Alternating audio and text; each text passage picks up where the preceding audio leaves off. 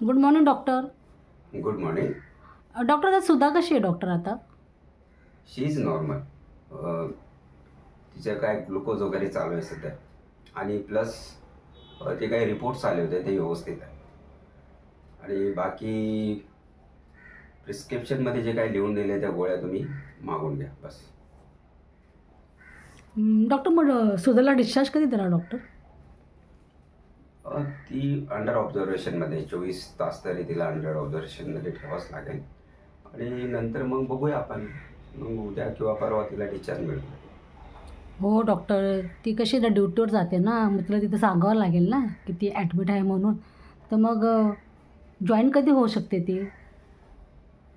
Join I think तिला अजून एक 8 दिवसाची तरी म्हणजे आरामाची आवश्यकता आहे.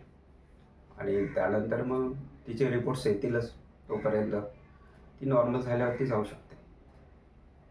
बरं, मग आराम आराम किती दिवस करू शकते डॉक्टर ती? घरी गेल्यावर ती काय तिला खायचं वगैरे काय कसं देऊ शकतो आपण?